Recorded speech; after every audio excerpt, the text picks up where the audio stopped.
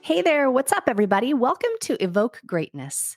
This podcast was created for those of you who, like me, are driven by their curious nature and fascination with the champion mindset. If you have an insatiable hunger for growth and knowledge, or maybe you're just curious on how some of the most successful people have navigated their journey, we share the ups and the downs, the highs and the lows, and all the lessons learned along the way. It doesn't matter what chapter you are on in your story. Maybe you're just getting started, or heck, maybe you're halfway through. What I know is where intention goes, energy flows.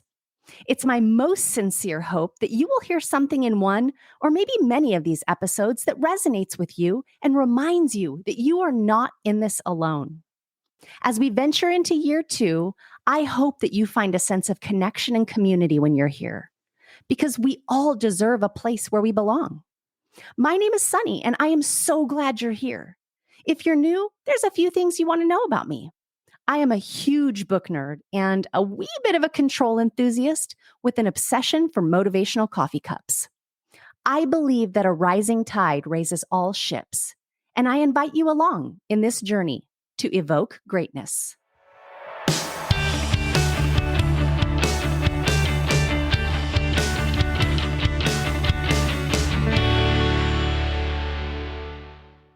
Welcome back to another episode of Evoke Greatness, where we dive into the stories, strategies, and secrets of extraordinary people.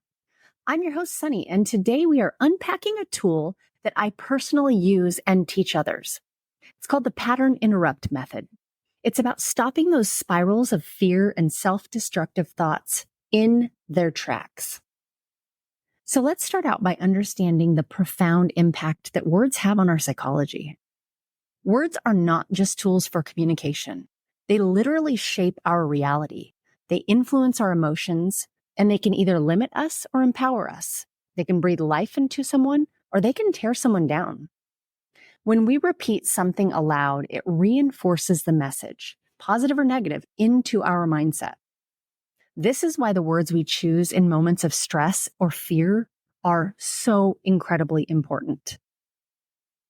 Most of us can recognize when our thoughts begin to spiral. Start small, a little worry, a little fear, and then it builds and it builds and it builds. It escalates, pulls in all the emotions, and then suddenly we find ourselves in a whirlwind of negative thinking. Recognizing this pattern, though, is one of the first steps in disrupting it. So the technique of pattern interrupt at its core is about inserting a break in the mental process before. That's the key, before it completely consumes us. Here's how it works. The moment that you recognize you're spiraling, say out loud to yourself, pattern interrupt. This does two things.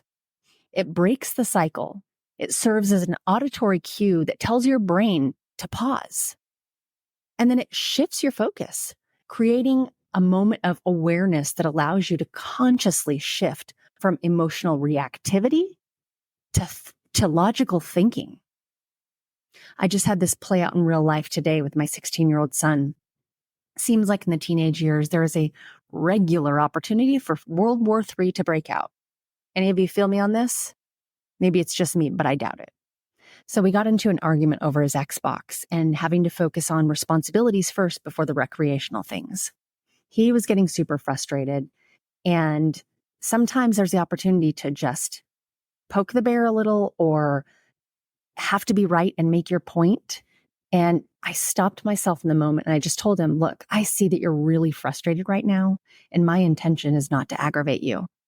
I think we should take a few minutes. That's when I use the pattern interrupt on myself so as to not escalate the situation. I literally stopped and I took a moment to reassess my thoughts logically.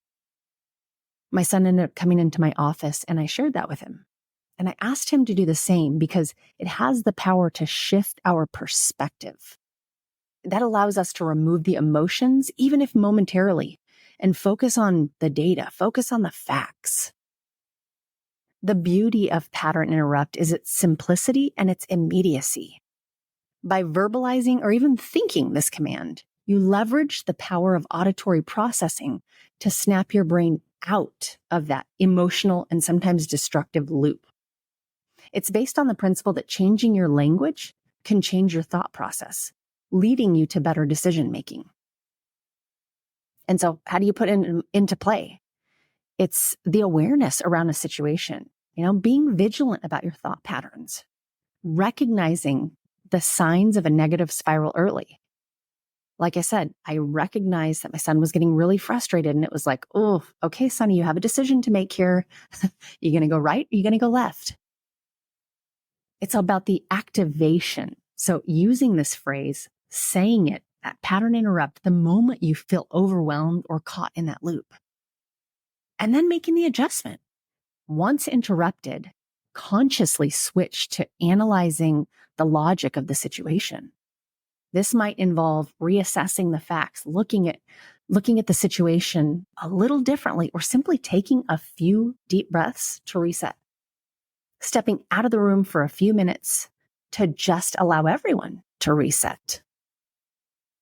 Pattern interrupt is a powerful tool that I don't just use in personal scenarios, but I use it in coaching senior and executive leaders, because it's really about mastering the mind's automatic responses and then grabbing a hold of that steering wheel of your thoughts. Remember, the words you choose, they have power. So use them to your advantage.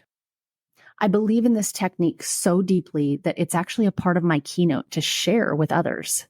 So as a little bonus, I'm going to share a few minutes of my most recent keynote talking about the power of our words.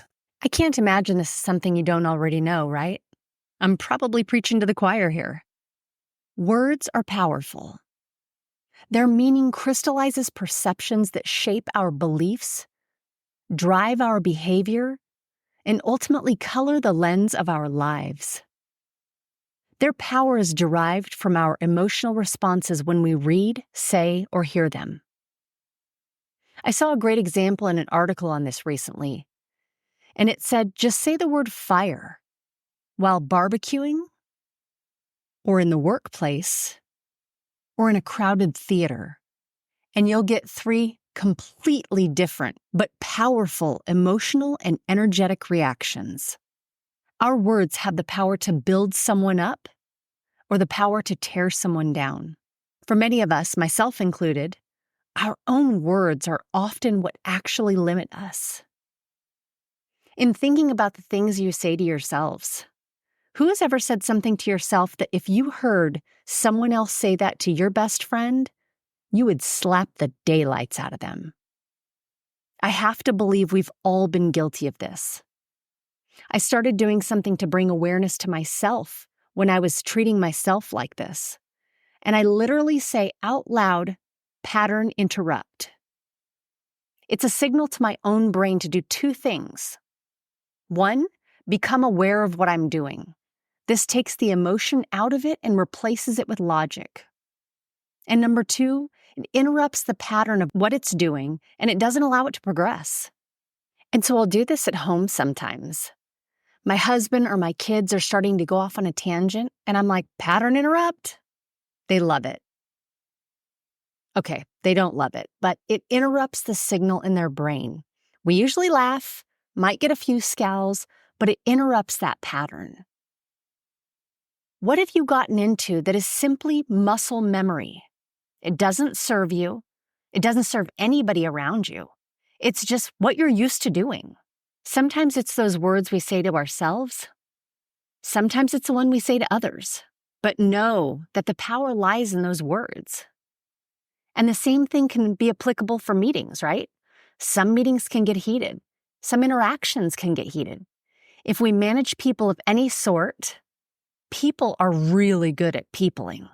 Look, there's a lot of stress in the world, and things can get heated. And so what can we do? You can't scream pattern interrupt out loud, but you may want to go in and say, hey, time out. Let's take a 5-minute breather and then come back once our heads are clear. And you're diffusing that situation and you're removing the emotion out of it, replacing it with logic. We all deal and cope and connect better when we're coming from a place of logic.